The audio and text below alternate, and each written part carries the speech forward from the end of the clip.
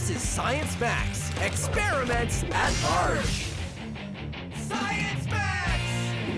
This episode of Science Max is all about generating electricity. Where do we get this electricity that we use all the time? We try to generate as much as we can using human power, plus solar energy, tidal energy, wind energy, and more. All you need to do is turn the generator. All on this episode of Science Max Experiments at Large. Greetings, Science Maximites. Take a moment and imagine with me, if you will, a time when the only way to light your house was with candles or oil lamps. There was no electricity. That meant no power tools, no video games, no telephones, and worst of all, no TV. Fortunately, we live in a world of electricity.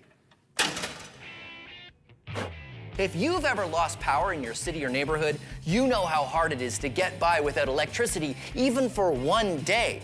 But where does it all come from? Where do we get this electricity that we use all the time? We make it. That's the cool thing. And I can show you how to make it as well. Check it out. All you need is an electric motor. Electric motors are pretty simple. All you do is get a battery and you attach it to the electric motor, and that makes it work. There we go. Attached to the battery, it spins.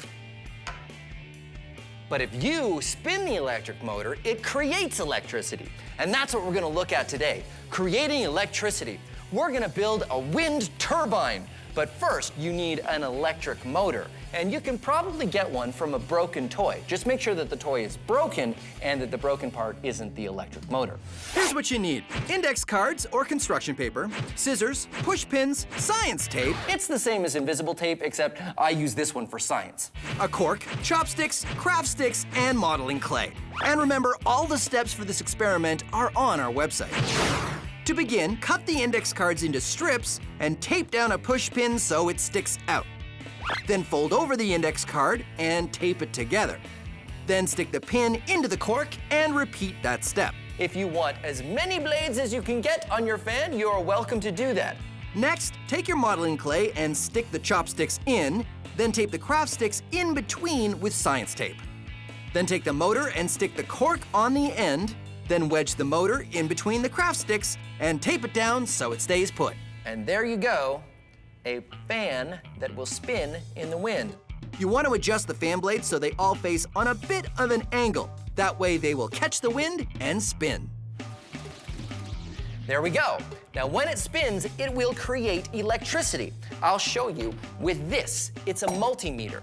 And a multimeter measures little amounts of electric current. There. The hairdryer makes wind, spinning the fan blades, and we are creating electricity. Now, pretty much all electricity that you make comes down to turning a generator. A small motor like this isn't gonna produce a lot of electricity, barely enough to power one tiny little LED, but it's a start. And a good start is all we need, because today, on Science Max Experiments at Large, we're gonna look at all kinds of different ways of generating electricity. Plus, I wanna find out just how much electricity one human being can generate. Although one human being is gonna be kinda lonely, I'm gonna need an expert. Oh, I know, Anthony from the Ontario Science Centre. He can help. I wonder if he's busy. Well, come on.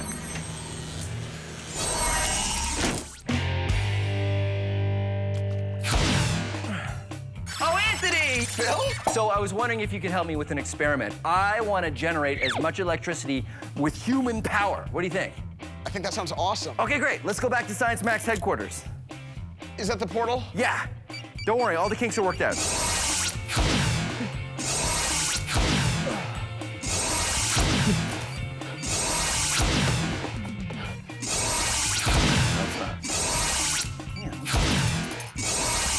I know what it is. It's this. Where did you end up? I was in the vents. Oh, I ended up in the bathroom. All right, well, now that we're here. Okay, so this is what I started with. And this is just, an electric motor, right? Right. So you can generate electricity, you spin it, so I figured in order to generate more electricity, You get a bigger generator? Exactly, yeah. The bigger the generator, the bigger the magnet, the more the copper, the more the electricity. Oh, well, you know what we should do is we should just get an even bigger one, like a giant one that they use in like in a power plant or something, or? Not quite. That would be too big for a person to be able to turn. It'd just be impossible. So you think this is a good size? I think this is great size. Okay, so that's good. This is called a multimeter. We're gonna hook up the wires. I will do black to black. Black to black. To red. And as you turn our generator, we can see just how much electricity we're generating. Okay, so. Here, you hold on to that. This, and you I'll can turn start the turning generator. Now it's time to play How Much Electricity Did They Make? 2.4 volts, yeah, it's not bad. Oh, 2.4, yeah, it's not great. That's just enough to power a small LED flashlight. Better keep trying, boys. I got some handles here that we're going to attach that to would be the perfect. end of the generator so Yeah. we can spin it. Okay, let's try. No matter how fast I cranked the large handle, I couldn't make any more electricity than before. Okay, let's try something else. But it's a smaller handle. Perfect, okay, yeah. That's good? Yeah, well, maybe it'll let us get more spins in. Oh, yeah, because I don't have to make as big a circle. Exactly. Yeah, it's working already. We're up to like 3.5, Now, how much electricity is Phil making? 4.5. That's the same as 3 AA batteries. Maybe enough to power a toy car. Still, a long way to go. Yeah, it's a lot higher with the faster spins. Oh, all right. You okay? I'm okay. Maybe we could use like some gears or something like that. Oh, yes, you know, that's a good idea because this circle that I'm making here, I can only go so fast. So Yeah. maybe with gears, you can do 1 circle here equals like 10 circles on the other gear. Exactly. Yeah. Okay, so kind of like the gears on like a bike. Yeah, the gears on a bike or something like that. A bike! Of course! Yeah, so we get a bike and we attach the back tire to the generator. The generator, and then you can use the pedals of the big gear to power the small gears. Okay, great. We'll go get a bike. Yeah. Yeah, high five. All right. Oh, right, they're over here.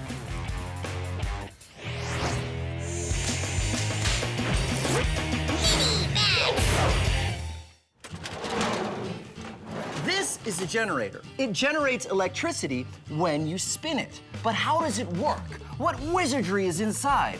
Well, actually, generating an electric current is fairly simple. All you need is 2 things. First, you need a conductor, like this coil of copper wire, and you need a magnet. Now, this is a galvanometer. It measures small amounts of electric current, and I have my copper wire attached to it. Watch as I put the magnet inside the copper. I get a little bit of an electric current, and then I take it out, it goes in the other direction. A little bit going this way, and then I take it out, a little bit going that way. Positive, negative, positive, negative. This kind of current that goes back and forth is called alternating current, or AC. It's the same kind of electricity you have in your house. But here's the cool thing, watch this. I put the magnet in and I leave it. It goes back to 0. You only get electricity when you move the magnet. All right, so let's create our generator. Instead of starting with a copper coil like this, what if we just had the magnet and we have it staying still, like that, and we move the conductor past it, like spinning? It's good, but not great, because we're only getting a little bit of electricity as it passes. So let's make it more efficient. Let's put in some more magnets. 1 on either side, and 1 on the top. And now when we spin it, it goes past all of these magnets, and every time we get a little bit of electric current. Well, this is how a generator works. If you take an electric motor or a generator apart, you can see there's a coil of copper wires on the shaft, and it spins around like this. And on the inside, there are magnets. So there you go. When you put it together and spin it, you get an electric current. Or if you put an electric current in it, it will spin, just like an electric motor. And that is how a generator works. Anthony and I are trying to create as much electricity as we can using just human power. But so far, it hasn't been going so well. It all comes down to how fast we can spin the generator. Maybe we could use like some gears or something like that. In order to get it spinning really fast, we're gonna use a bike. It's just a matter of getting a bike, taking off the wheel, putting it on a stand. It is now a stationary bike. It'll be even more stationary once we screw it down. and attaching the generator. All right, the bike generator. Bike-orator, what should we call this thing? Bikenomator. Bikenomator. I like it. So, okay, let's go over what we've got here. Okay, so we've got 2 gears. We've got a big one, we got a small one. We turn our pedals, and the big gear turns the small one. So this is the whole point of this build, is so that we can get 1 revolution here means a whole bunch is spinning there. Exactly. The more we get here, the more our generator spins and the more electricity we get. We get tons. Awesome. And obviously using bike, because you're using your legs. The strongest muscles in your body. Awesome. Okay, so now what's with this horn? That is a loud horn. I know. I tried to warn you. That is great. I love that. So Anthony and I hop on and give it a pedal. We pedal as hard as we can, and we produce a pretty good amount of electricity. How much electricity did they produce? We got up to maybe like 18 there. You did a pretty good job. That's enough for a power tool, like a drill. It's good. You know what? This works well, I think, for keeping a good number for a long period of time. Yeah. So we can get up to like 18, 20, but it doesn't, we can't really get any higher than that. Yeah, you know what we need is like one really hard pull, like all of a sudden. That way you can get like a spike. Yeah, you're right. So it's like instead of putting all that effort into it going for a long time, you put all the effort into one quick motion. Exactly. Yeah, good idea. So you wrap a rope around here and then you just pull it. Exactly. And that'd be a really fast motion.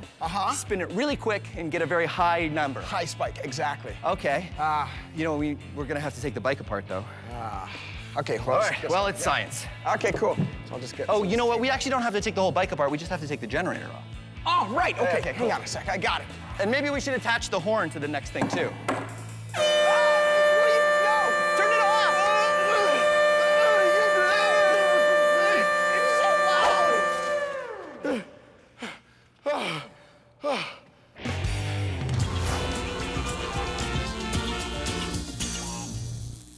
So you want to generate some electricity. But what do you choose to generate that electricity? Hydro? Nuclear? Coal? Solar? Who knows? I do. I know. And soon, so will you. In order to generate electricity, you need to turn the generator. Turn the generator. One of the most common ways to turn the generator is to use one of these. It's a steam engine. Usually they're a lot bigger. You see, you heat the water to boil it and turn it to steam, which works a piston, which turns the generator. Huh? Pretty amazing, right? But what it really boils down to is heating water to make steam. Boil water to make steam to turn the generator. Coal power. Burn the coal to boil water to make steam to turn the generator. Natural gas. That's different, right? Nope. Burn the gas to boil water to make steam to turn the generator. Nuclear power. That's different, right? Nope. It creates heat, which you use to boil water to make steam to turn the generator. Wind power. We don't even need heat for that. Just use the wind to spin the fan to turn the generator. Hydropower. Just pour water across something that spins to turn the generator. No matter what, making electricity always comes down to turning the generator. It's always yada yada, yada yada, turn the generator. Except for solar. Solar does not work like that. But other than that, it's always yada yada, yada yada to turn the generator. And now you know your electricity generation. Hey, Ramona, you wanna come and give me a hand over here? My arm is getting tired.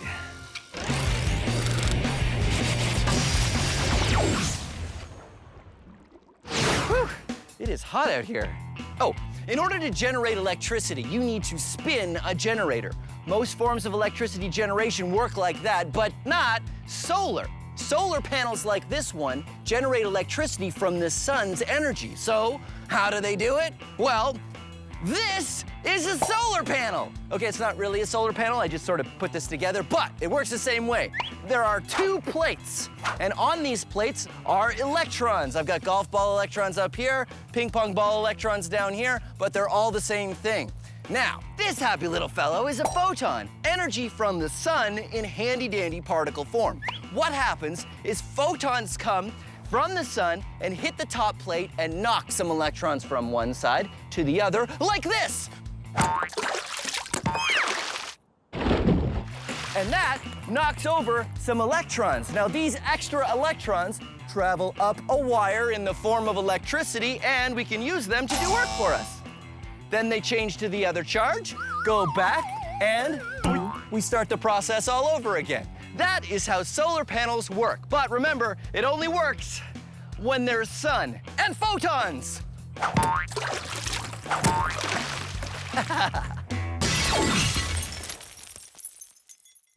Anthony and I are trying to generate electricity using human power. Spinning the generator didn't work too well, but we found if we used some gears, like those on a bike, it worked better. You know what we need is like one really hard pull, like all of a sudden. Using gears is a great way to get work done. The good news is there are generators with gears already in them. That means if we can turn the spindle once, the gears inside will spin the coil a lot of times. The only downside, turning the spindle gets harder the higher the gear. Anthony and I attach a spindle, and then we wind up the rope, which takes a while. Okay, so the plan is, it's on a big spool now. Yeah. And you just run as fast as you can. Got it. And we'll hopefully get as many revolutions as we can, depending on how fast your top speed is. Okay. Sounds good? Sounds good. I can be pretty quick. Okay, good. All right. Ready? On your mark. Uh-huh. Get set. Go. How much electricity did they create? 24 volts. Actually, not bad. That's enough to power their own personal scooter. Not too shabby, boys. We need like a hard pull all at once. Yeah, from something like really big. So what if we could get like really high, like up there? Could we attach the generator up there? You could jump down from there. And I would hang on the rope? Yeah. Yeah, it's good, but I don't want to jump from up there. Oh, what if we put a pulley up there? That would and then work. the rope goes through the pulley and then back down, and then I jump from somewhere much safer, like just on top of here onto a crash mat or something. That sounds great. And that's my full body weight on the rope. That sounds great. All right, high fives. Yeah. Tidal power in 60 seconds. By now you know that in order to create electricity, you need to spin a generator. Scientists and engineers are always coming up with lots of new ways to use natural forces of the Earth to spin a generator and create electricity. One of those natural forces is the power of the tides. You see, the water in the oceans doesn't stay still. Every few hours, the water, or the tide, goes out. And then a few hours later, it comes back in. So, if you attach a paddle wheel in the water and attach that to a generator, when the tide goes out, it creates electricity. When the tide comes back in, it creates electricity. That is how you create electricity using the power of the tides. It's water power. In fact, hydroelectricity is also using water power. Do we have time to talk about hydroelectric? We don't have time? We don't. Okay, maybe come back. Hydroelectric power in 20 seconds. 20 seconds? Okay, hydroelectricity comes from water. Hydro means water. So all you have to do is find a place where water pours down from a height. And you can put a generator in there, and ta-da! You're creating electricity with the power of hydro. Ha ha ha ha ha! I did it. Anthony and I have pulled and pedaled, and now we're going to hang on to the rope and use our whole body weight to spin the generator as fast as possible. Okay. Okay. Crash mat. Let me test it out. Looks good. Yep, it's good for crashing. So I go up here. Okay, I go up here. Climb on up. We'll get you the rope. Got your helmet for safety. Helmet for safety, crash mat for safety. So we have the rope, and it goes up through that pulley, and then back down to our generator with a spindle on it. And as I fall, the spindle will turn. Exactly. And hopefully the speed of me falling and holding and yanking it down as hard as I can will be the biggest spike of electricity yet. That's right. We'll be measuring it on our multimeter here. Okay. Okay. Ready? You ready? Yeah. Here we go. 3, 2, 1. I jump down and my whole body weight pulls on the line. that was awesome. That was like our biggest spike ever. That was amazing. All right, high fives. Biggest spike ever. Is it enough to power my house? Nope. How much electricity did Phil generate? Almost 30 volts. How much does he need to power his house?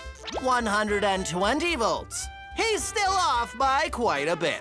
Well, we've learned something. Nuclear, Wind, hydro, solar, natural gas, coal power. It's all great ways to generate electricity. Yeah. And human power, Not so much. not as good. No. But human power is more fun. Yeah, way more fun. Yeah, so your turn?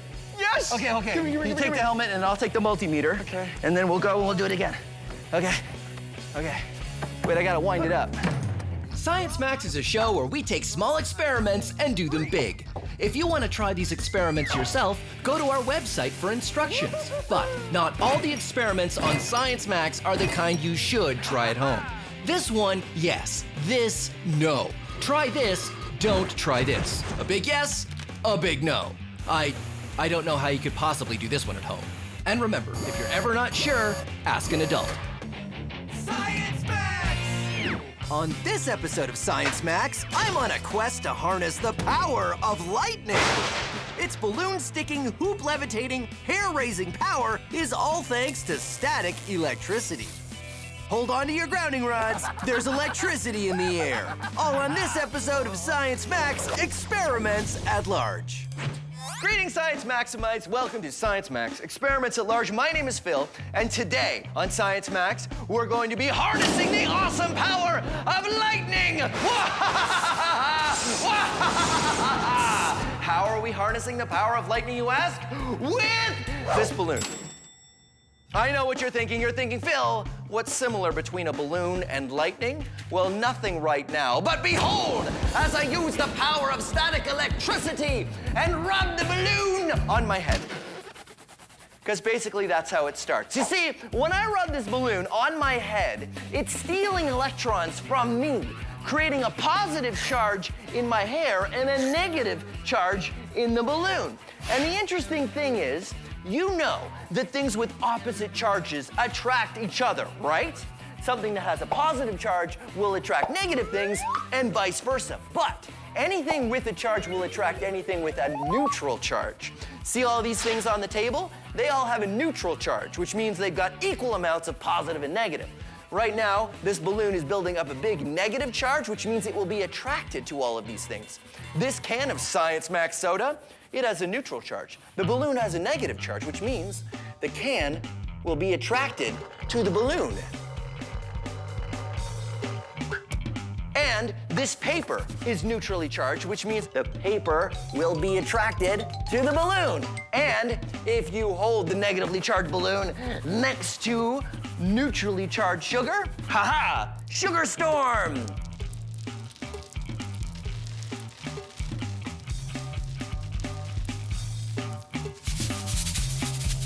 And you probably, wait, I don't want to get sugar in my hair. And you probably know this trick. If you rub a balloon on your head, you can stick it on the wall. Ha-ha! But what does any of this have to do with lightning? Well, the same thing is going on with a lightning bolt. The clouds become negatively charged, and that negative charge wants to equalize itself with the ground, which is neutrally charged. And that lightning bolt is the electricity jumping from one place to another. And you can see this yourself. If you rub a balloon on your head and you put it next to something metal, like a doorknob, there'll be a spark. But here's another thing you can do if you don't have a balloon, which I guess I don't anymore. Rub your feet, if you're wearing socks, on a carpet, and then turn out all the lights and touch a doorknob. You might be able to see a spark jump from your finger to the door. That's lightning in a very, very small form. So that's what we want to do today on Science Max Experiments at Large. Max out lightning! I think I'm going to go to the Ontario Science Centre and ask Heather her advice. She really knows her stuff. I'm going to go see if she's busy right now. Come on.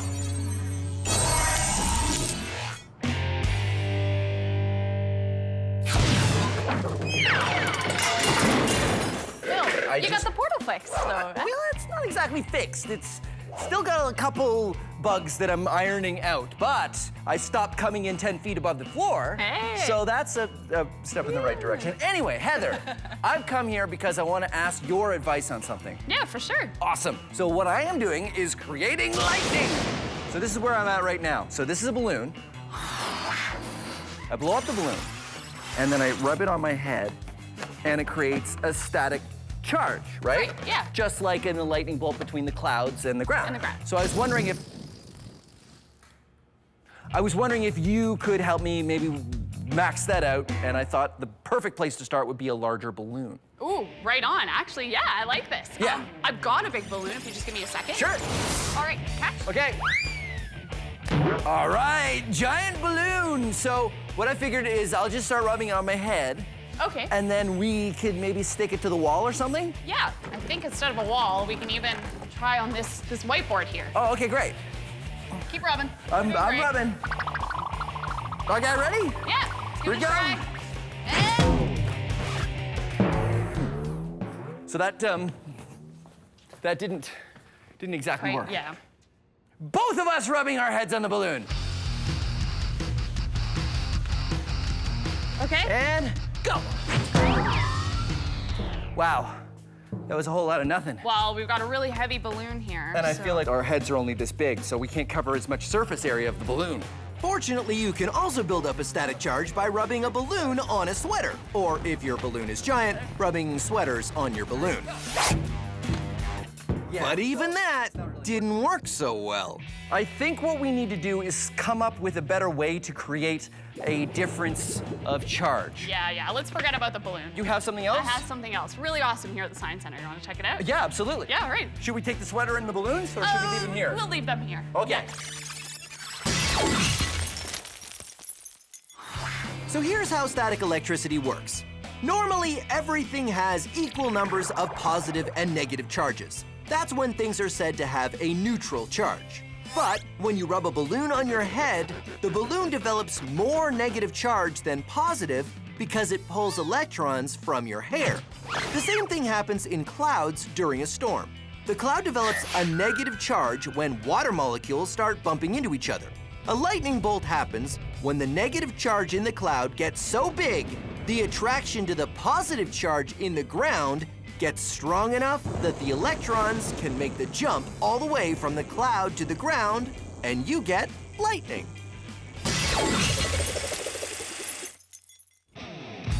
Heather and I tried to max out the static on a balloon, but a big heavy balloon just doesn't hold the same charge. That didn't exactly work. Yeah. But we're only interested in maxing out the static charge, and Heather knows just what to use. Wow. So this is the Ontario Science Center Yes. electricity show. Yes. Okay, so where's the electricity part? The one we're going to be playing with is right there. So the giant mushroom. Yeah, well, it does look like a mushroom. We're gonna make some sort of electricity salad. All right, head on up onto that platform right Oh, okay. there. And I need you to put one hand on that silver ball, yes. So the way it Nothing works... is happening. Patience. Okay. Once I turn it on, when I engage it, this is going to steal your negative charge. So it's going to steal your electrons. So if it steals electrons, you're going to be positively charged. So it'll make me more positive. Even more positive. Yay! Woohoo! I am positive. Here we go. Woo!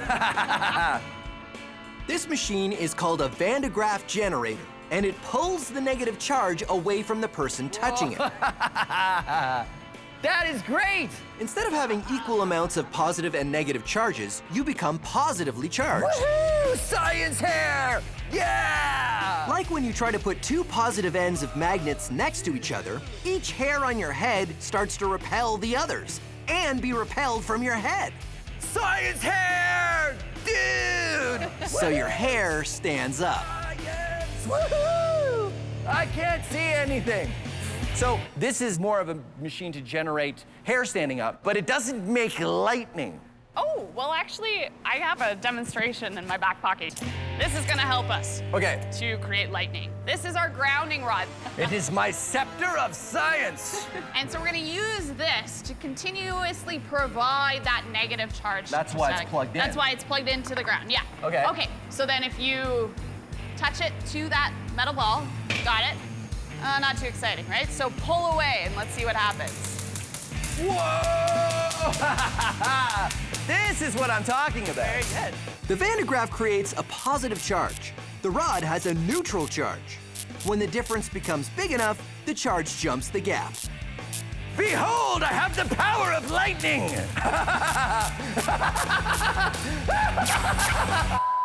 So it's the difference between the positive and the negative is what we want when we want to make a lightning bolt. Yes. So is there something we can use to make that happen? Large difference of charge? Yeah, I think I have just the thing. Oh, yeah? Yeah, you want to check it out? Absolutely. All right, Okay, let's do go. it.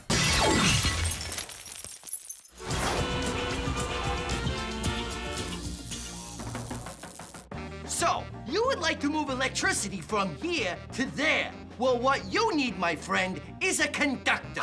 All right, a little more arpeggio this time. No, not that kind of conductor.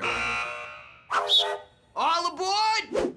No, not that kind of conductor either. This kind of conductor. I know what you're thinking. You're thinking, hey, that's just a piece of metal. Well, that's right. That's because you're smart. This is a circuit. Electricity flows from this battery along the wires and into the light bulb. But Sal, you cleverly observe, the light bulb is not lit. This is true. That is because we have a gap in the circuit. And air is not a good conductor of electricity. Is metal a good conductor of electricity? Let us find out. Metal is a good conductor of electricity. What about wood? Nope. What about this horseshoe? Is a good conductor. Will this sandwich conduct electricity? Nope. No. What about this plastic fish? Nope. What about this pickle? No, pickle is not a good conductor. That's why we make electrical wires out of copper and not pickles. You know, in case you were wondering.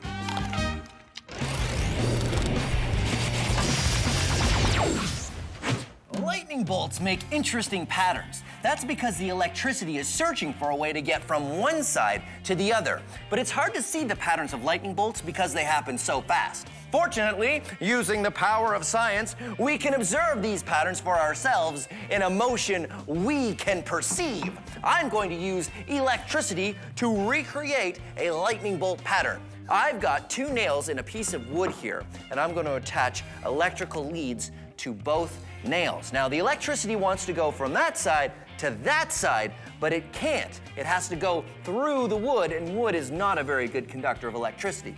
Now, this is very dangerous. I need a special machine even to pull this off, so this is definitely not something you want to try at home. In fact, I'm gonna stand way back here when I turn it on. Like water, electricity tries to find the easiest route to get from one place to another. But sometimes that involves branching out until the right connection is made. Lightning bolts do the same thing when they branch out between the clouds and the ground. Finally, there's a spot where the branches meet and the circuit completes itself. Then the electricity follows this one path, ignoring all the others. And there you go. We just watched a lightning bolt happen in slow motion. Haha, science. Back to our main experiment where Heather and I are on a quest to use static electricity to recreate a lightning bolt. Our experiments with the Vandagraph generator had some hair-raising results, but Heather has another experiment she wants to show me. This is Jacob's ladder. Oh, so this is another way to make lightning. Yes. Lightning? We're gonna see, yes. Let's do it. All right. How do we get it to go? All right, so we want to turn it on. Behold! Oh, turn it on, okay. Not. Go! Oh. Ooh, look at that! You can actually see that like climbing up between the 2 copper wires. That's why you call it Jacob's ladder, because it's got the rungs of the ladder. Yeah, between these 2 points, there's a really great charge difference, right? Okay, so what's the difference? 10,000 volts if you're looking at it. 10,000 volts. Yeah. And volts is how you measure the difference in charge. Exactly. Why does it go up? So it goes up because rather than just staying at the closest point, is because we're heating up the air. Oh, certain point, so yeah. hot air rises. Hot air rises. And it takes the electricity with it. So if we cooled the air, it wouldn't go up? Wouldn't immediately go up, yeah. And there it goes, and it heats back up again. Yeah. That's neat. Okay, so we have a Vandagraph generator. We got a Jacob's ladder. Are there any other devices that make lightning like this? Ooh, yeah, there's other things like the Tesla coil, really high. I have a Tesla coil. You have a Tesla coil? I do. I've got one at the lab. I've just never known how to hook it up. Oh, I can help with that. Yeah. Really? Yeah. Okay, let's do it. Let's go back to the lab. All right. Well, yeah. I'll turn that off. Okay. Yeah, safety first. Okay. By now, you're probably an expert on what happens when you rub a balloon on your head, right? The balloon becomes negatively charged, which means it will attract anything of an opposite charge, or anything positive, or anything that is neutrally charged, like, well, like me. Look at the hairs on my arm when I bring the balloon close. Whoa! You see, the neutral charge in my body is being attracted to the negative charge in the balloon. So if something is negatively charged, what happens if you bring something else negatively charged nearby? Well, they'll repel each other. And here's an experiment you can do to make something fly using static electricity. You'll need a balloon, a sweater, scissors, and a plastic bag out of the thinnest plastic you can find. Fold the bag up and cut off the bottom. You don't want that part. Then cut another strip from the bag. This will give you a hoop of plastic. I find it works better if you break it and tie it again. Lie it flat and rub it with the sweater. This will give it a negative charge. You'll know you've got enough of a charge when it really wants to stick to the table. Then take your balloon and rub the sweater on the balloon to charge it up. Because both the balloon and the hoop have negative charges, they repel each other. Then put them together and it will repel. And you can get the hoop to levitate. Ha-ha! A floating bag of static charge. But here's the thing. You need to keep it away from your body, because if you get close, the bag will stick to you, because you're neutrally charged and the bag is negatively charged. Pretty cool, right? Well, let's max it out. Maxed out floating static ring. Whoa, no. Yeah! Look out, look out! Oh, no! Oh, sorry about that. Oh well. It was fun while it lasted. I gotta charge these up again. Being a chef is my absolute passion. And cooking up science recipes is my speciality. I'm Buster Beaker, and this is Cooking with Science. Oh, hello. I didn't see you there. My name is Buster Beaker, and welcome to Cooking with Science. Let's say, for example, I've spilled the salt. Oh no, look at me. I've spilled the salt. Oh, there's salt all over the place. Not really a big deal, right? All you have to do is clean up the salt, put it back in the container. But oh no, I've also spilled pepper on the salt. But that's all right. You might be able to carefully separate the But no! Oh dear, look, the pepper and the salt are all mixed together. What do I do? Well, here's how you can save the day using the power of science. All you need is a cloth and a plastic spoon. Like this one here. Just rub the plastic spoon on a cloth, and you'll be charging it up with a negative charge of static electricity. If it's got a negative charge, it will attract anything that has a neutral charge, just like the salt and pepper. But I know what you're thinking. How will we separate them? Well, here's the answer, my friends. Pepper is lighter than salt. Observe. If you hold the spoon high enough, the pepper will be attracted and make the jump up to the bottom of the spoon, but not the salt, as long as you've got it high enough up. Because the salt is heavier, you'd have to bring the spoon closer, which we're not going to do. And if you tap it off to the side, you'll make a nice little pile of pepper, and there you go, separating pepper from salt using the power of science. Thanks for watching Cooking with Science. I'm Buster Beaker.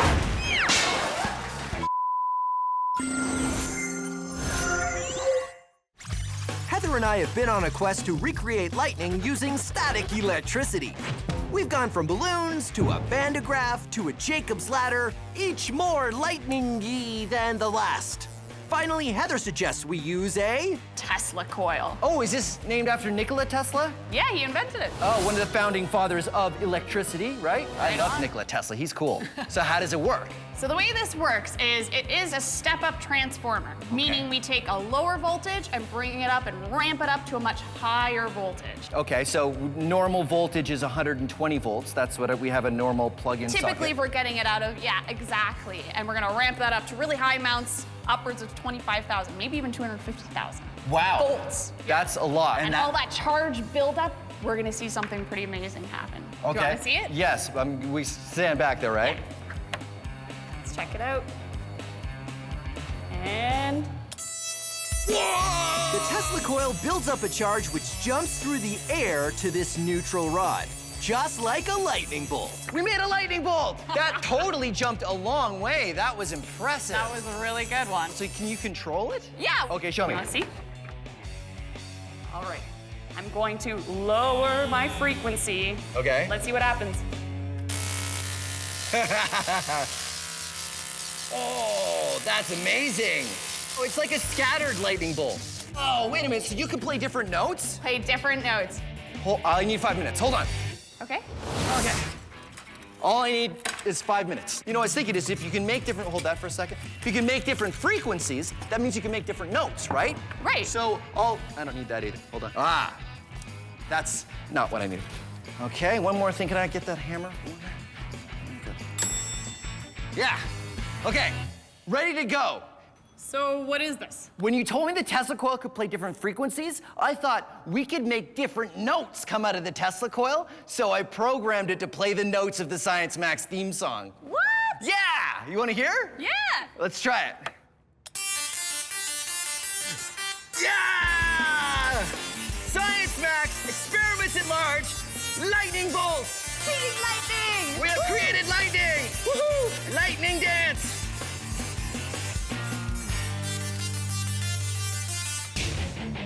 Science Max! Electromagnets are magnets you can turn on or off when you want. We build our own electromagnet and see just how powerful we can make it. It held 100 kilograms. Plus ferrofluid, wizards, and I tried to get to the North Pole using a compass. Now that I'm here, I realize it's really difficult. All on this episode of Science Max Experiments at Large. Greetings, Science Maximites. My name is Phil, and welcome to Science Max Experiments at Large. At this very moment, half the lab is being held together with the power of electromagnets. And magnet 1 turning off. Electromagnets are a really cool and powerful way to interact with the world. And when I say power, that's because you need power to make them work or not work. Magnetism is an invisible force that has to do with the magnetic fields created by magnets that lets them attract things that are metal or each other. But electromagnetism is a little different. You see, magnets are magnets all the time. It's because of what they're made out of. Electromagnets are only a magnet when you have an electric current going through them, which means you can turn them on or off. Today, we're gonna be building an electromagnet. Oh, that was the wrong switch. Anyway, like I was saying, today we're gonna be building an electromagnet. You need a bunch of copper wire, a very large nail, or something metal to become your electromagnet, electrical tape, a battery, an on-off switch, wire strippers or a craft knife, and the help of an adult, and finally, something to magnetize, like these paper clips. And remember, all of the steps for this experiment are on the website. To begin, take the copper wire and start at the top of the nail. Leave a little bit of wire sticking out, then carefully start to wrap the wire around the nail. Don't go all the way to the end because you need some metal to turn into the magnet. Instead, when you want to start again, run the wire straight back to the top and start wrapping again in the same direction.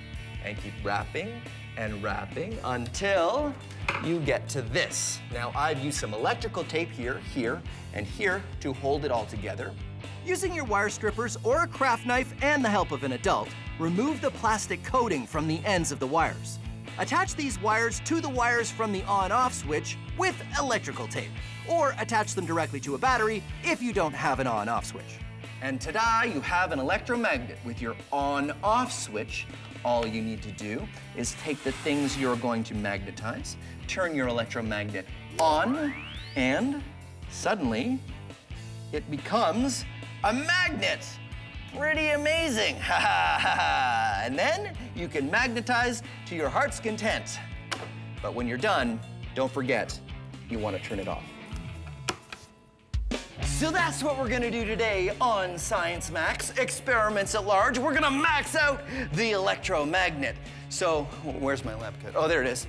We're gonna see how big we can make an electromagnet. And when I say we, I mean me and an expert. Let's see. Oh, Heather from the Ontario Science Center. She knows her way around magnets. So let's see.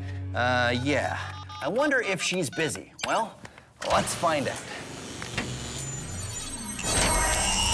And after we're done, I'll need to come back and clean up the giant mess I made in the lab.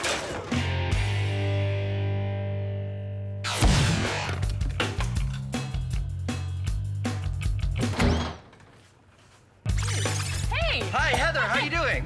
Good to see you, Phil. I was just wondering if you could help me with something. Are you busy? No, I got time. Okay, great, because I'm gonna make a giant electromagnet experiment and I need your help. That sounds like a lot of fun. Okay, great. Let's go back to Science Max headquarters. Oh, we'll via the portal? Yeah, by the portal. Oh, okay. You sure? I Yeah. know you're hesitant, so I want to reassure you, nothing will go wrong. Great, okay. Okay. Oh, hey, we're here.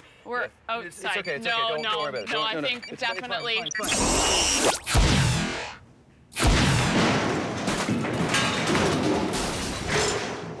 You all right? Yeah, I was supposed to come in over there, but I came in over here. Oh well.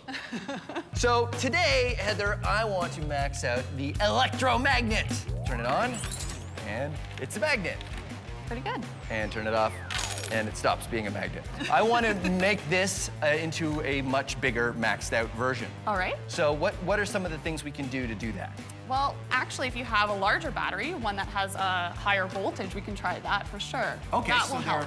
there are batteries that are 12 volts? Yes. We could try one of those? Give it a try, I think for those sure. are like bigger, right? Yeah, bigger, more powerful, absolutely. Now, that's one thing you could do. You can also increase the number of wraps of our coil here. So how many times we wrap that wire? Yes, we'll increase that magnetic field, making our magnet stronger. And of course the nail, which is important because that's the thing that eventually becomes the magnet, right? Right on, yes. So what I thought we would do is we would start with a bigger nail. Oh. What, right? So larger battery, Yes. more voltage, and a lot more wraps of the wire. Right on, and we have more space for that now, which is smart. Good job. Great, okay, so we'll get to work. Great. Max Historica.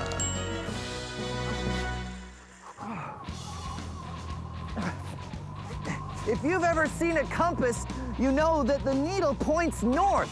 That's because a compass needle is a magnet, and it points towards the Earth's magnetic North Pole. And I'm using this compass to try to get to the North Pole. But it isn't easy. In fact, scientists knew there was such a thing as the North Pole as far back as the 16th century, but no one was able to actually get there on foot until 1927. You'd think it wouldn't be that hard, right? I mean, the needle points you straight there. Just follow the needle, right?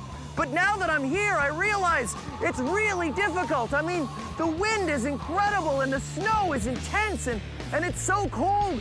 My hands,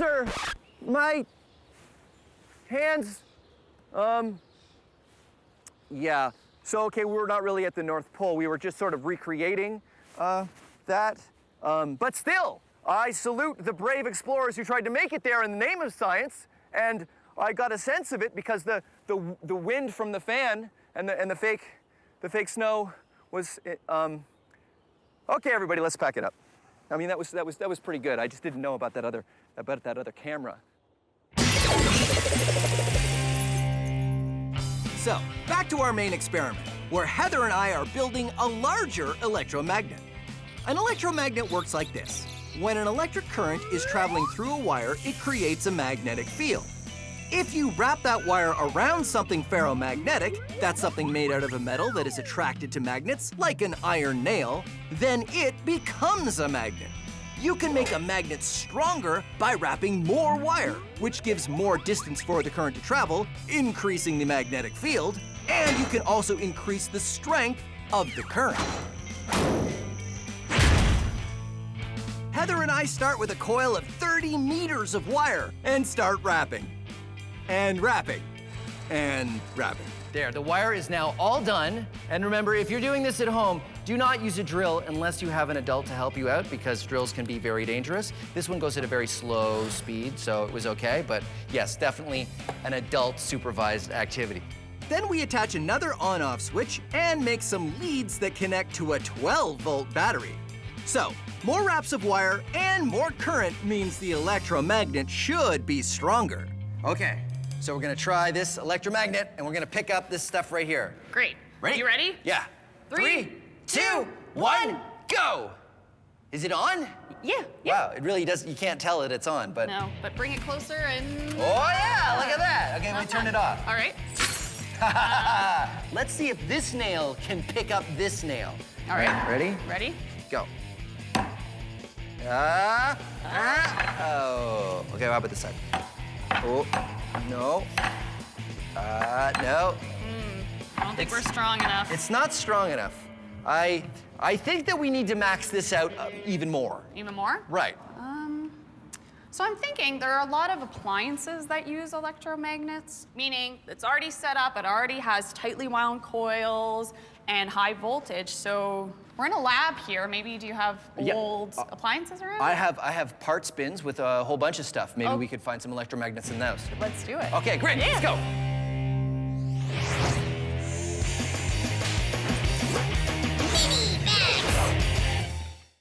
All right. Pliers, battery, copper wire. Now, if you've already done the electromagnet experiment, here's another experiment that uses all the same materials plus these.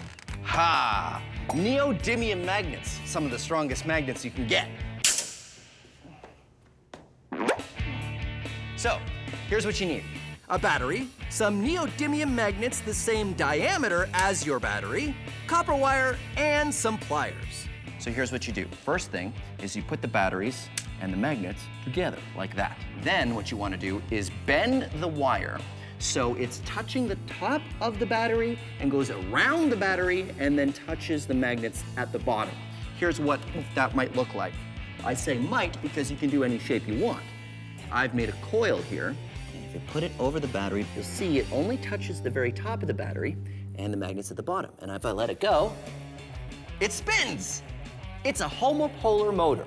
What happens is the battery sends an electric current through the copper wire, and that turns it into an electromagnet, which is attracted to the magnets at the bottom, and it spins. So, now, let's max it out. Aha! A D-cell battery, which is larger, and of course, larger neodymium magnets. And you do the same thing. Make a coil that only touches the battery at the top and at the magnet, and ha-ha! It spins! Maxed out homopolar motor. But don't worry, this is not the biggest size we're gonna do. Come on. Maxed out homopolar motor. I have 27 D-cell batteries, a giant copper tube, and a neodymium magnet. So I'm just gonna, and then we get rid of that. Put this down. Okay, so the first thing I do is attach the neodymium magnet to the batteries. And I've got all the batteries taped together here so they'll sort of stand up like this. Huh? Giant stack of D-cell batteries. Okay, now what I do is I take the copper coil. I take the copper coil. I need to get. Okay, hold on. I got this. I just need to get the copper coil there. I did it. Okay, so I take the copper and I put it on top of the D-cell batteries like this. And then Let it go! Let it go! Nope, whoa. Homopolar motor! Okay, so that didn't work. But that's okay. I like it when it doesn't work, because that's science. It's not science if it works perfectly every time. I mean, you gotta have some room for improvement. Heather and I built a larger electromagnet, but it still wasn't as powerful as we hoped. So now we're searching for parts that came out of an appliance that are pre-built electromagnets. What about this? I think that'll do the trick. Do you think that does look like an electromagnet, huh? It does, yeah. And there's a whole big bunch of copper wires coiled on Coiled that. around. So you think we can use this? Yeah, let's try it. Okay, great. We built the next version of the electromagnet. This one already has the copper coils, so it's just a matter of attaching wires and an on-off switch, and attaching all of it to a 12-volt battery. Do you think 12 volts will be enough? Let's find out. I think so. Try that. Once we do, it works much better. Oh, no problem at all. Ready? Yep, turn it on. On. Whoa, pretty good. Okay, off. Off. Neat. In case it was really strong, I have the next step. Horseshoe. Okay, ready? Oh, whoa, that's, Here. I can't pull that off. Okay, wait, grab this. Okay, Work together. yep. So that's passed all of our tests. Yeah. This is really strong. Is there What a do way we... to test it further? In order to test how strong our magnet is, it's as easy as seeing how much weight it'll lift. Heather and I find a metal table. All right, Phil, so I brought the electromagnet. Okay. Just put it right here. Yep. We add some sandbags for more weight and then attach a scale so we can measure how much weight we're lifting. We use a chain hoist, a simple machine made for lifting heavy things. This one can hold up to 454 kilograms. Want to turn it on? We're ready? Yep. Here we go.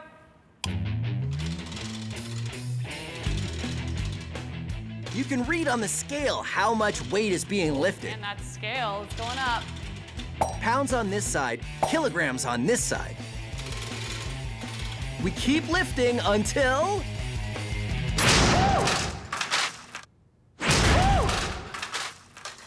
Oh, okay, so how much did it hold? It held 100 kilograms. Oh, that's more than I weigh, which gives me an idea. Come on.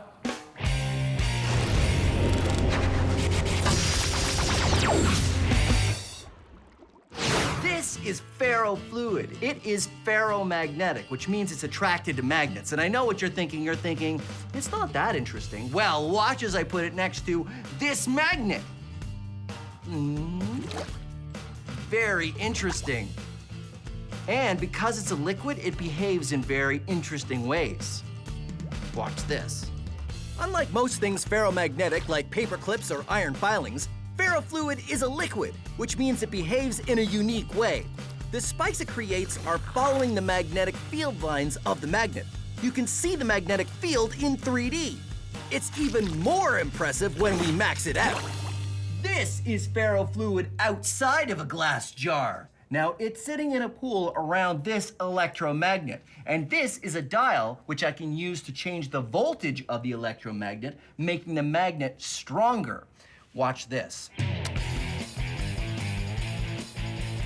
Changing the current going to the spiral in the middle turns it into a magnet. The more current I put in, the stronger that magnet becomes, allowing the ferrofluid to climb the spiral to the top. And remember, even though it looks all spiky, it's still a liquid. I will demonstrate with my plastic spoon.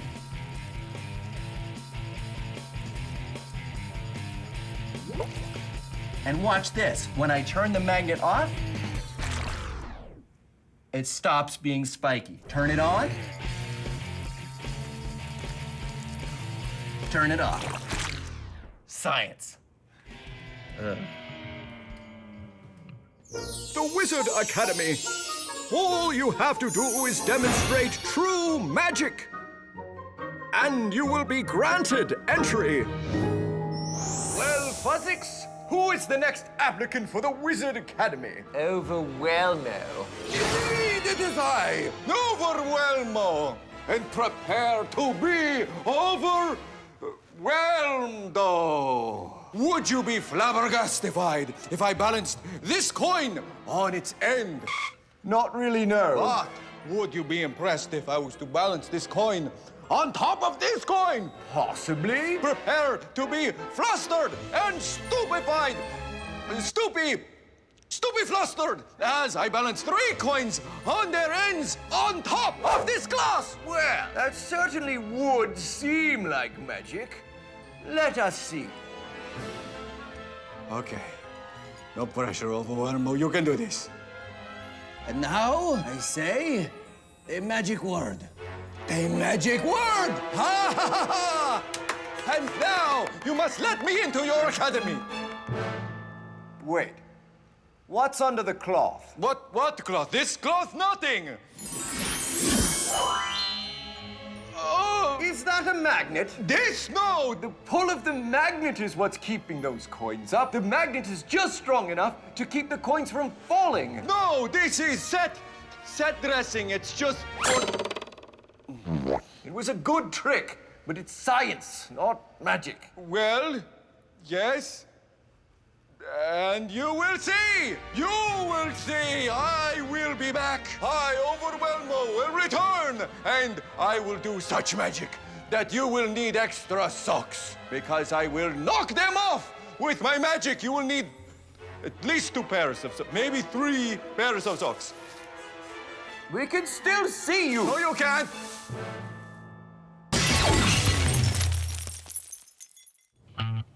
So back to our main experiment. Heather and I have created a very strong electromagnet that can hold a lot of weight, It held 100 kilograms. Oh. which gave me an idea. All right, you ready? Let's do it. Electromagnets super maxed out experiment. We've got, 2 electromagnets, 1, 2. and those are wired to 2 batteries, which are on my belt, just like this, so that I can carry them around. And we've got a crash mat here, because We need to keep you safe because you're going to be using these electromagnets to get across this massive beam above us. that's right. I'm gonna stick to this metal beam and go across with the electromagnets. Wow. We hope. I have faith. I'm glad you do. I've got a helmet for safety, goggles for safety, gloves for safety, but in this case, sometimes the lab coat is more safe and sometimes it's less safe. This time, it will get all caught up, so no lab coat. All right, you ready to go? I'm ready. Let's do it. Okay. Oh my goodness. What? Okay.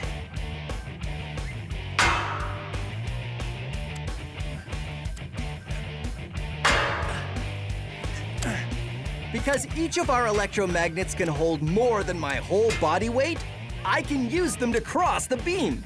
When they're on, they stick like, well, magnets. And when I turn them off, they stop being magnets and I can move them along as I go. Now, this is something you should definitely not try at home. Come on, Phil.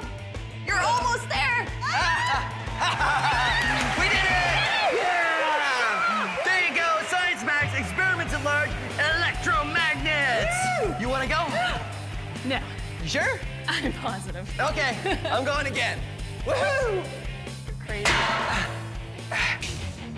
Science Max! Today on Science Max, we're using the forces. Pendulums are pretty simple. It swings back and forth. Marbles, dominoes, sledgehammer, trebuchet, rockets, levers, rockets, tension, and that's just the main experiment. Maxed out dominoes. I love that idea. All this and more on this episode of Science Max Experiments at Large. Greetings, Science Maximites. My name is Phil, and welcome to Science Max Experiments at Large. Today, we're going to be looking at air pressure and friction and simple machines like levers, pulleys, and gears. We're going to look at some rotational energy, some spring tension, and gravity. We need all those things because we're building Rube Goldberg machines. Rube Goldberg machines. Rube Goldberg machines. Rube Goldberg machines. Rube Goldberg. You heard me say Rube Goldberg machine. Okay, we got that part. Okay, good. Rube Goldberg was a cartoonist who came up with the idea of having a simple task done by a machine that was extremely complicated. There are Rube Goldberg competitions all over the world, and there's only a few rules. First, a human can only touch it once by starting the whole thing off, and then the machine has to work all on its own. I know what you're thinking. You're thinking, Phil, what's the science behind a Rube Goldberg machine? Well, it's all about changing energy. Remember, you start the whole thing off with just a little push. But if you want the machine to keep going and going and going, you have to come up with clever ways to add more energy to the system so you've got more energy to keep the machine going. So check this out. A bunch of stacked dominoes, which will start a chain reaction that leads to this mouse trap, which has all of its energy stored in the spring tension, which will release the ball. Boing! Check this one out. It's a bunch of pulleys, and there's a rope that goes up and down and up, attached to this lever where there's a ball, and there's a big heavy weight here. And when the weight gets knocked off the table, the ball falls into the hole and then goes down the tube, and so on. Check this one out. Here's a great way to change the direction of something. Say the ball falls on this lever. Well, it's weighted on this end, but then the weight falls off, and the ball goes this way. And, the portal turned on. I gotta pick an expert. Okay. Hold on a second. 10 seconds before the portal resets. Sonia from the Ontario Science Center. Perfect. And there we go. Tons of time. 3, 2, 1.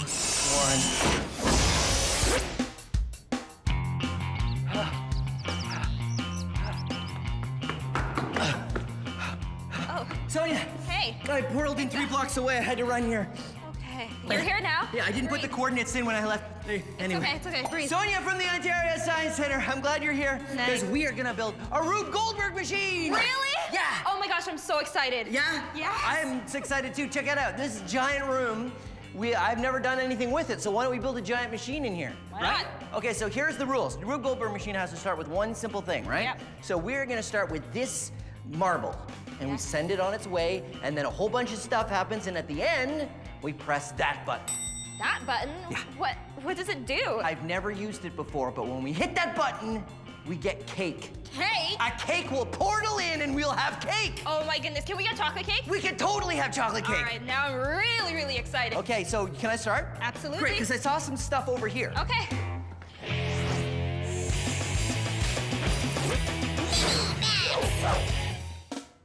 This is a pendulum. It's a weight that swings. It swings back and forth. Pendulums are pretty simple. It swings back and forth. Predicting the path of a pendulum, pretty simple. It's gonna swing back and forth. But wait, as I make it so much more complex by adding a pendulum. Now I've got a pendulum down here, and that one swings back and forth, and I've got a pendulum up here that swings back and forth. What will happen to this part of the pendulum when I let it go? Can you predict? Let's find out. This is a double pendulum, and predicting the path of a double pendulum is really difficult. It's still simple physics, but because there's a moving part attached to a moving part, it makes it way more complex. So, the question is, can we max it out even more? Of course we can. These are chaos pendulums. This one's a lever, and it's got another lever on the end. Whoa, and this one here is a perfectly balanced lever, and it's got a pendulum on either side. Whoa. Whoa. Scientists and engineers have always said that the more moving parts something has, the more complex they are. Science. Sonia and I are taking turns building our Rube Goldberg machine. The first section was my turn, and I explained it to Sonia. Right here, we have what is known as a ramp. Ooh, yeah, I know you know. Fancy. That. Right, so we put a marble on the ramp that rolls along this thing into what is known as a pylon. And then we've got these guys right here, which are dominoes. And when that falls off the table, it'll pull on the string, and then it's attached to this. Now, this is the release mechanism, so when that string gets pulled, it will let go, and it will fire this, which is a trebuchet. All right, should we test it out? Absolutely. You Can want I to try try it? it? Yeah, please. Yeah. Okay. Okay, 3, 2, 1.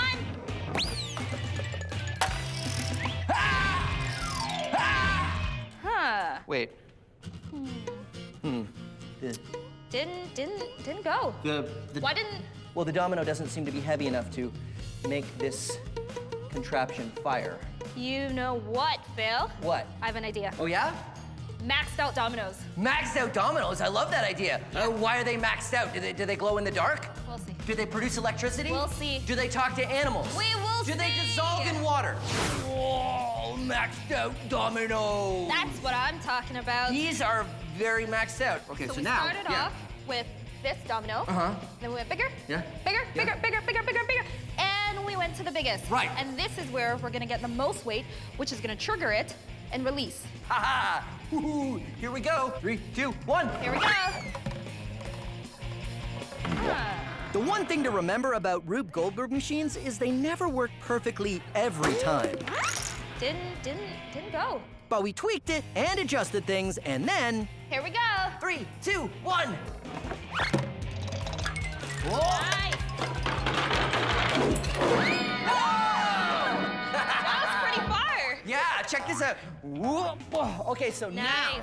now that we've got the trebuchet firing, and the ball is going over there, we need to get the ball going over here to The cake button. cake button. I can't wait for the cake. So I have an idea. Come on. Okay. No, wait. Changing direction stuff is over. Okay.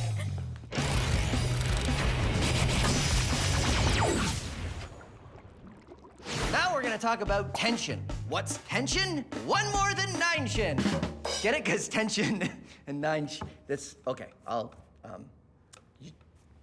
Tension is the force that we usually talk about when we think about pulling a rope or a chain or something like that, because you know the old expression, you can't push a rope. But today we are gonna push a rope. I have a rope right here, and I'm going to push it using another force called flexion. I've got some pieces of plastic here, and they bend or flex. And when they do, they want to spring back. But I'm gonna prevent them from springing back by putting them in between these nuts. And look, the rope now stays up. And I take another piece, and I stick it on this knot, and then I bend it all the way. This is not terrifying. Really, it's not terrifying at all. Okay, good. And then I take this piece, and I put it here, and I bend it around, and so now we have a rope that's being pushed, and we're defying gravity, and we're making a cool art sculpture. All right, one more here. Ooh, okay, here we go. And flexing. And whoa. Ha-ha! There you go. I've pushed a rope, defied gravity, and made a cool art sculpture. Okay, well, I guess technically I haven't really pushed the rope because we're still pulling from each knot. And I guess I haven't really defied gravity because that one's sitting on the table and all the others are sitting on top of that. But you can't argue that I made a cool art sculpture. Ha-ha! Art! I mean, science. Sonia and I are maxing out a Rube Goldberg machine. The first part worked pretty well, and now we need to change the ball's direction. This is a trebuchet. Trebuchet fires the ball, right? Yeah. Right now I want to tell you the story of the ball. First, it goes through this fancy film of tin foil. Aluminum foil? Right, aluminum foil, because it's, yeah, you're right, it's made of aluminum. It enters this large receptacle. A garbage can? You also could be called a garbage can. It falls into this conular device. Funnel? A funnel, yes, you could call it a funnel. And then it enters the change-o-direction-o-matic, which is a lever. There's a weight on that end, then it falls off, then the ball goes this way. Phil? Or that way. The one thing you need most of all when making a Rube Goldberg machine is patience. Ball goes in the funnel, knocks that off, changes direction, and then it goes this way. Okay. And that's all I got so far. So, not bad. Yeah. But we really want to get closer to that way. Right, because that's the button that gives us cake. How about we use some chemical energy for this? Ooh, chemical energy. I have an idea for this one. Let me go get it. Go for it.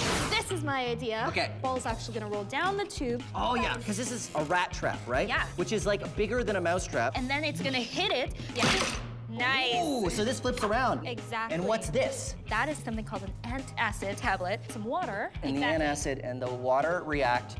Oh! It blew. Do you want to test it out? Sure, can I? Okay. Okay, ball comes through this, goes down there, comes out of this, and on the ramp. Onto the trap, Oh. and... Ah, so then Nice. it fires up Yep. and hits something else Yeah. and something button cake. So we got a lot of different energies, but you know what one we're missing? What? Is electrical energy. Yeah, you're actually right. I've got a great idea. Hold on. All right. Let's see what he comes up with.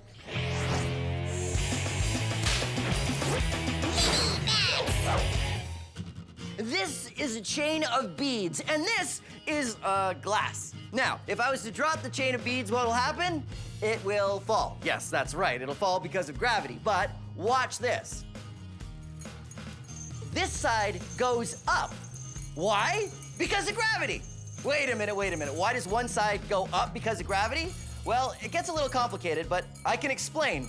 But I think I'll have to put the beads back in the glass. Okay, so what's going on? Well, when this part of the chain starts falling out, it gets longer and longer, and it has more mass than this side of the chain. And if it has more mass, then it has more inertia. And when it starts yanking out very hard, this side of the chain gets yanked up out of the glass very quickly. And when it gets yanked up hard, it flies into the air. But then, of course, the direction has to change, so it goes around a curve and then goes back down. Because of the speed that it's going, that curve starts lifting up over the top of the glass. And that's how it works. There's a big difference in energy because this chain falls far. I try it from here, and it doesn't work as well. Why? Because the drop from here to here isn't as big. You want lots of force acting on the falling chain, which means the higher you do it from, the better it works. So maybe we should max it out. Yeah. But wait, we should wait for it to stop. And now let's max it out. This is a really long chain, and this is a really long drop. Let's see what happens.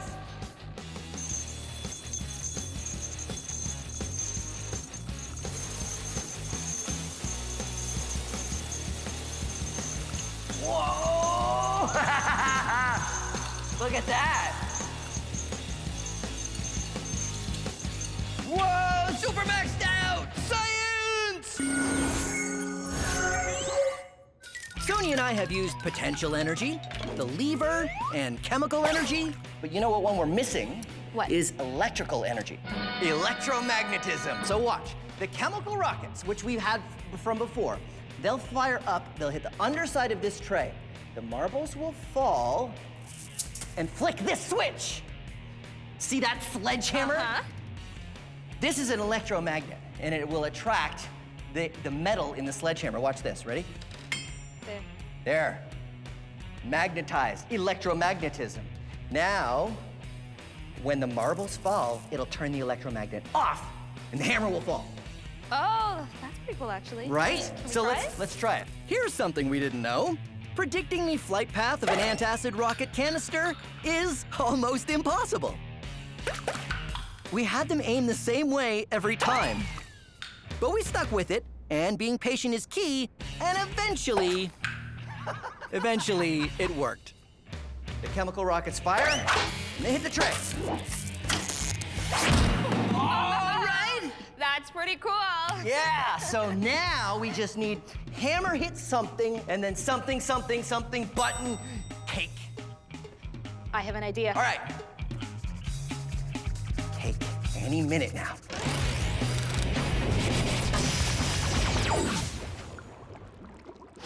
This is a basketball. It bounces. This is a golf ball. It bounces. But it never bounces as high as where I dropped it from. But watch as I put the golf ball on top of the basketball. Whoa! Why does the golf ball bounce higher than where I dropped it from? How is this possible? I only bounced the golf ball from 1 meter high. So what's going on? Well, as the basketball hits the ground, it compresses, storing the potential energy of its bounce, about to give that energy back as it bounces up again. But this energy works as a springboard for the golf ball. And since the golf ball has a lot less mass than the basketball, the upwards kinetic energy of the basketball is given to the golf ball. So, let's max it out. Ball, on a ball, on a ball. 3-ball bounce.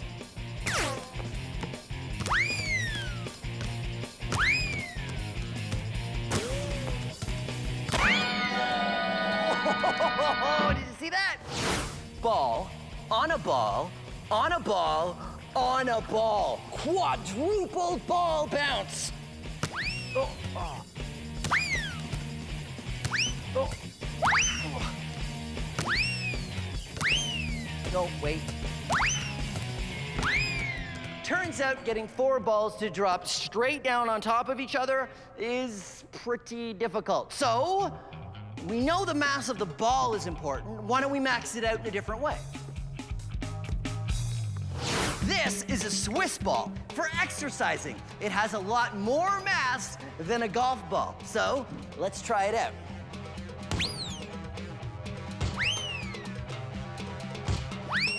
There you go. The transfer of energy between balls. A great way to lose golf balls.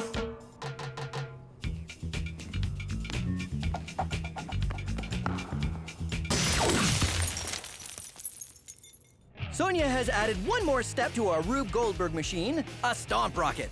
It's a hammer rocket. Exactly. I like so that. what's going to happen is the hammer is going to hit our bottle, which is going to release all that air that's built up inside of it. It's going to hit that button. Wait.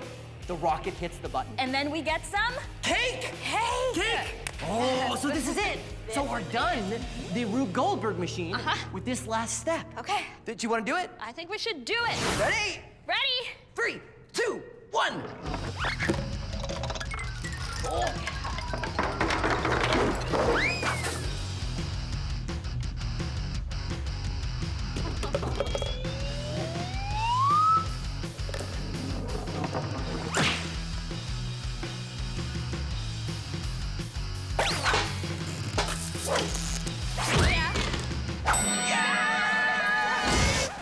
Let's pause here just before the cake portal's in and recap the science. A marble on top of this ramp has potential energy. As it rolls down, that changes to kinetic energy, which transfers to some stacked dominoes. They fall in a chain reaction, finally causing bigger and bigger dominoes to fall, giving the last domino enough mass to pull a string, attached through some pulleys, to a quick release on a trebuchet.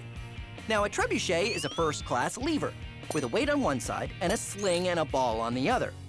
If the weight falls, the sling releases the ball at the right moment and it sails through the air. It's caught in a garbage can and changes directions on a few ramps and another lever as a teeter-totter. Finally, it falls onto a rat trap, which has more energy stored in the tension of the spring. The rat trap smacks another lever, which flips around, turning over some antacid rockets. This allows the antacid to mix with the water and start a chemical reaction that produces carbon dioxide, which eventually builds up enough pressure to fire the container to another lever, which tips, dropping some marbles on a string attached to a switch. That turns off the electricity to our electromagnet. And when an electromagnet doesn't have electricity, it stops being a magnet. So our sledgehammer starts to fall. Now, our sledgehammer is heavy, so it has both mass and speed when it hits this plastic bottle. All that inertia crushes the bottle, reducing its volume. The air gets put under pressure and pushes out through a tube, which takes our stomp rocket with it. The stomp rocket flies through the air and hits our cake button, which then portals in some cake.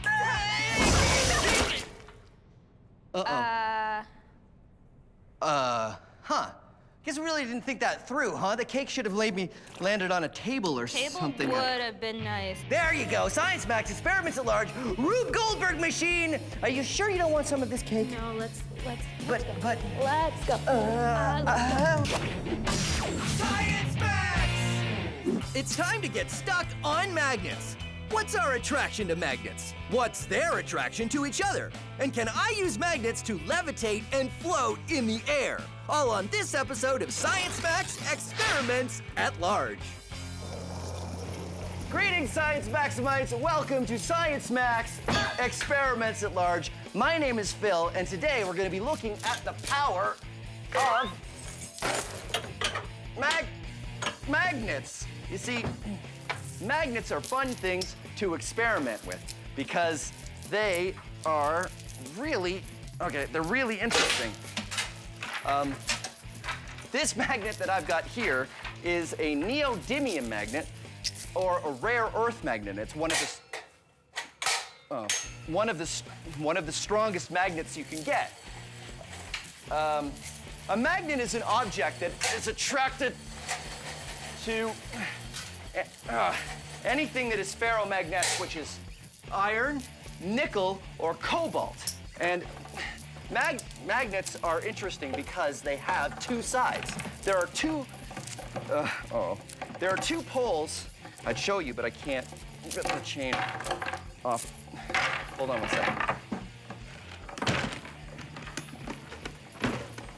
Ha-ha. There are two. Oh, no.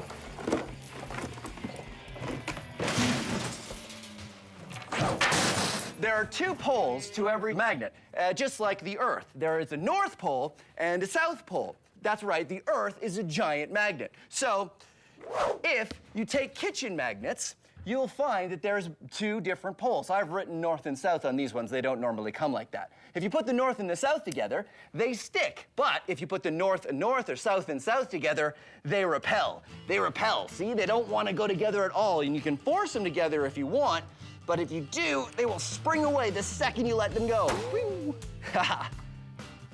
But when magnets repel each other, I find that some of the most interesting stuff. Check this out. This is just a small container, and I've got a magnet in here, and I have a loonie attached to it so that it fits nicely in the container like that.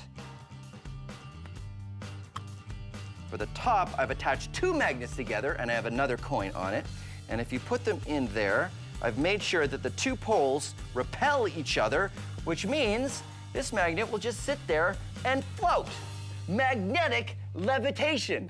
Very interesting. And you can pop the top on that if you want and just carry around a levitating magnet. Now, there's a couple fancier ways you can levitate stuff with magnets. This is just a wooden frame I've made. This is completely not necessary. You can use just about anything in your house. A desk lamp works really well. The important part is I've tied a magnet to the end of this arm here, and this is a bolt, which is attracted to the magnet, but it's got a thread tied to it, so it can't get there. Just far enough that it will actually hang in mid-air. Look at that. It's not attached to anything. It's just being pulled up by the attraction from the magnet. The thing is, as soon as you pull the bolt away far enough, it will lose the attraction and it'll just fall. Very cool. Here's one that's a little bit more complicated, but is also really neat. This one uses disc magnets, which have a circle or a hole in the middle of them here. And you put two around a pencil and then four more in such a position that you can put the pencil against this wood on the side and it will just levitate on its own. You can even give it a spin. Look at that. And if you want to make the levitating pencil yourself, there's step-by-step instructions on how to build an easy-peasy version on our website. Meantime, we are gonna max this out. Magnetic levitation on Science Max Experiments at Large. But you're probably thinking, what are we going to levitate? Well, we're going to levitate meat. At least, that's the plan. That's why I'm going to the Center for Skills Development and Training. Come on.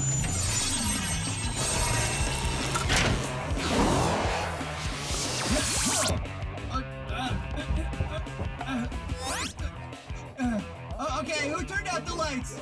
Ow, what was that? Why is this room so small? And only going down to waist level. This is the weirdest room I've ever been in. Where am I? What's going on?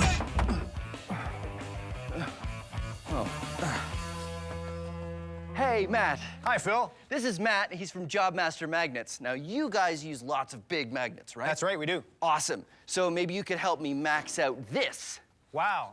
You did a great job of building the levitating pencil experiment. Yeah, so what's going on here exactly? Well, all magnets have at least a north and a south pole. Right. And when you put like poles together, they want to repel. Oh, okay. So have you ever levitated a person? Not yet. Well, let's do it. All right. Do you think we can use these? We can try. Okay, well, put that one on the ground. And, okay, so north and I'll put the north one on my foot here, and then if I just step, oh, wait a minute, if I step, stop moving. If I step on the, okay, well, first of all, this magnet keeps sort of moving away from me when I try to push down on it. What do we do? How do we fix this? Well, we need to keep the magnets in position so that they don't move around when you try to bring them together. Yeah, because I have to come straight down on it, don't I? That's right. So why don't we attach this one to the floor? Good idea. And then we'll put a board on this one, and we'll see how it goes. Perfect. Okay, let's do it. All right.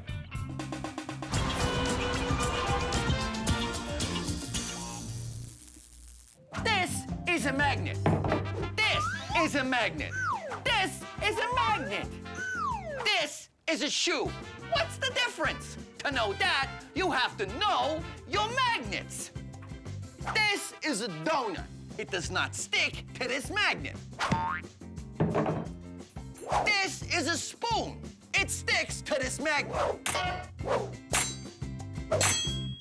These paper clips stick to this magnet.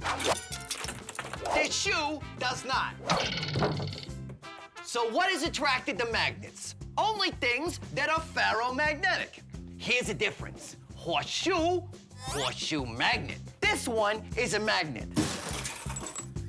This one is not. But the horseshoe sticks to the horseshoe magnet because this one's a magnet and this one is ferromagnetic. Only things that are ferromagnetic are attracted to magnets. Things that are not attracted to magnets, they're not ferromagnetic. Plastic, banana, mitten, sandwich, magazine. No, but how do you know? Do you go around the world sticking a magnet to every single thing one at a time? Hey, Ma, I need you to come over. I need to see if you're ferromagnetic. No, ferromagnetic. No, you don't need to do that. First of all, only metals are ferromagnetic. So that eliminates all your clothing, your luncheon meats, your magazines, what have you. Everything that's non-metal, you don't need to worry about. Never mind, Ma, it doesn't matter. But this clock is metal. It doesn't stick. Well, not all metals are ferromagnetic. Mainly just the ones with iron, nickel, or cobalt. And there you have it. Now you know your magnets. I hit the phone on the magnet there. Can you hear me, Ma? Hang up the phone. Hang up the phone, Ma. My first attempt at levitating had the magnets sliding all over. So the plan is to take the bottom magnet and attach it to a big wooden board so it won't go anywhere. Then attach another plank to the top magnet to make it a little easier to stand on. Okay, that is definitely attached to the floor. Thank you. All right, now, if I just get this lined up. Whoa, look at that. You can totally, oh, wait a minute.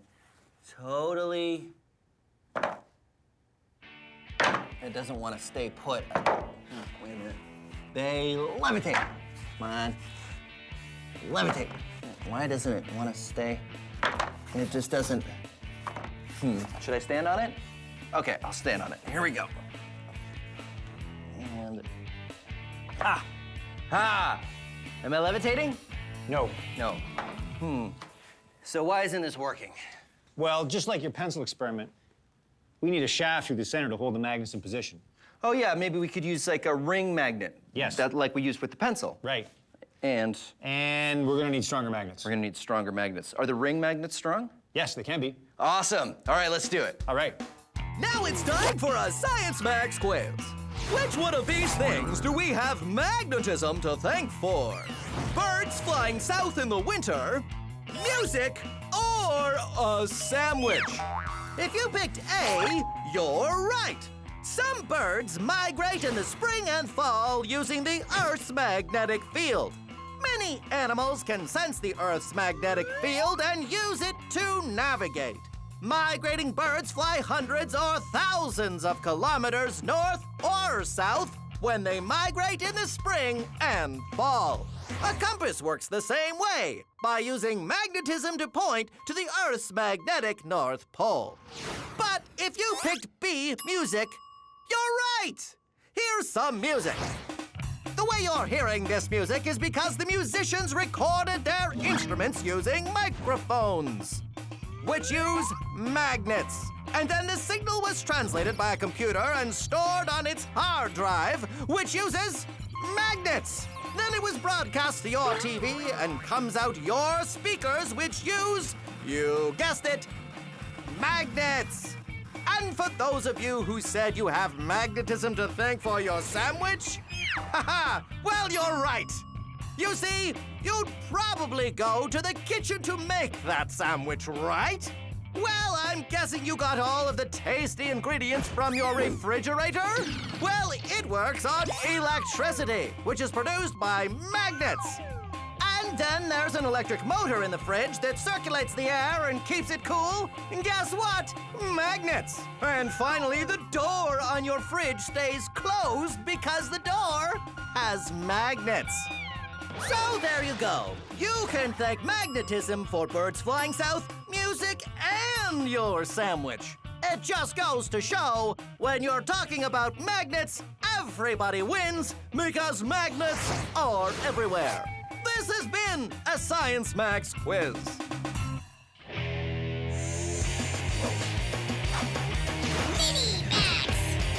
Here's an experiment you can do with a bag of water.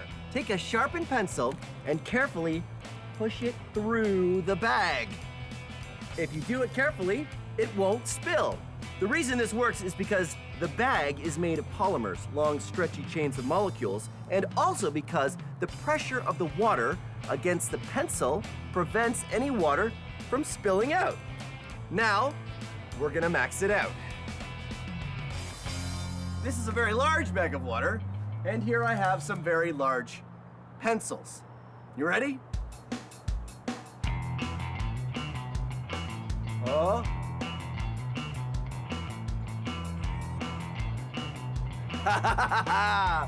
That's one.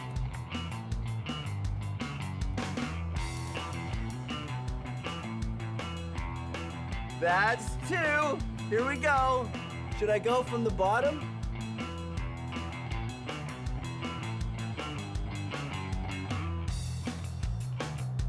Ta-da! Science! Okay. I know what you want.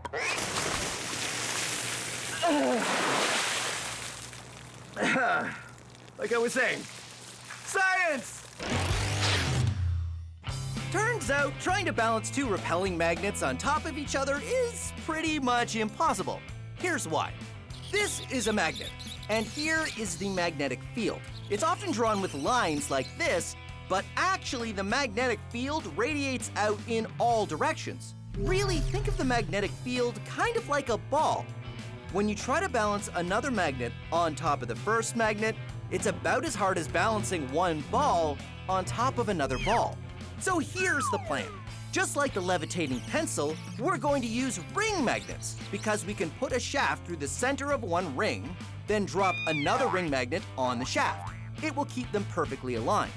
Then it's just a matter of putting the bottom magnet on a board to keep it stable and using another board so I can stand on it, and ta-da! Magnetic levitation! Or at least that's the plan. Okay. Board. Magnets. Magnets. Ooh, look at that. Awesome. And now I'm gonna put the platform on. Nice. I got some weights here. Let's see how this works. Yeah. This is gonna work amazing. All right, think I should try it? Give it a try. Okay. Here we go. Yeah! I'm doing it! I'm levitating! What? Just a little bit. Oh, really? Yeah. So, yeah, what do we do? We need more power. More power? I like that idea. How do we give it more power? More shafts, more magnets. Okay, sure. Well, why don't we do 1, 2, 3, 4 shafts, and then we'll have magnets on all the shafts. Great idea. All right. Let's do it.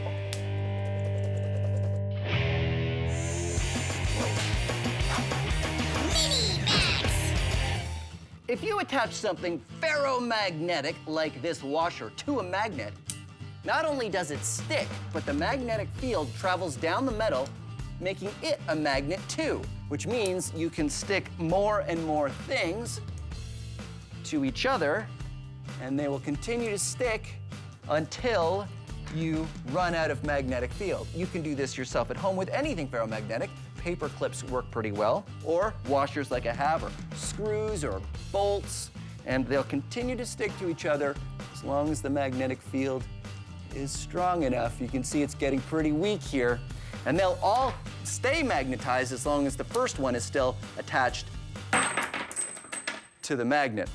But if you want to go even further, all you need to do is keep adding more magnets to reinforce the magnetic field. I've got a few here, like this. Get the chain started, like that.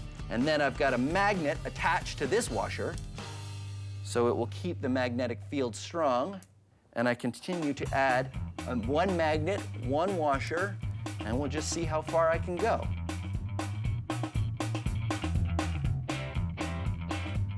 You can even sculpt it a little bit. Look at that. And then at the end, a whole bunch of paper clips. Eventually, the weight will make it fall off, but it's a lot of fun to play with magnets and make art.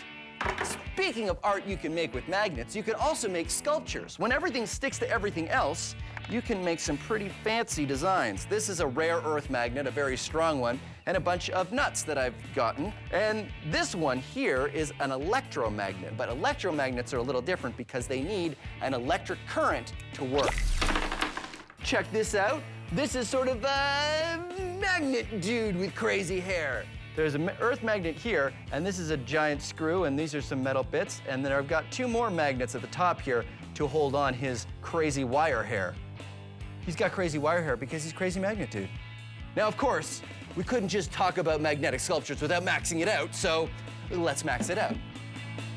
This is a bunch of scrap metal from leftover experiments, and I've got a bunch of rare earth magnets, and now I'm gonna max out a magnet sculpture.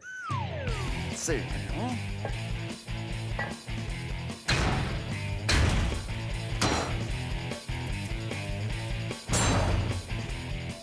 There you go, a maxed out magnet me. I made this guy out of metal pipes with earth magnets in between, and these are his arms attached, of course, with magnets. His hand, his little metal pieces attached with magnet. Steel wool for the hair, and of course, hat, non-magnetic. All right, here we go, ready?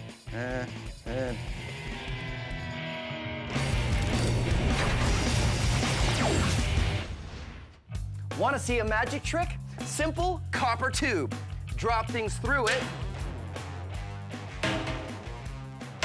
Nothing unusual happens, but watch when I drop a magnet through.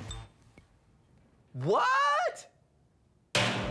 It's not magic, it's science. Because the magnet creates a magnetic field, when it goes through the tube, the magnetic field repels the magnet upwards. Now, the field isn't perfect, so the magnet doesn't come to a stop, but still, it slows down from a fall to a nice, graceful drop. Take a look from above.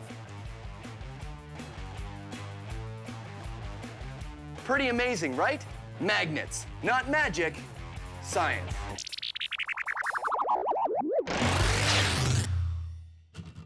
So I've managed to levitate on some magnets, but just barely. What Matt and I needed was more power. So instead of having one shaft and one pair of ring magnets, we're going to use a larger board and put a shaft on each corner.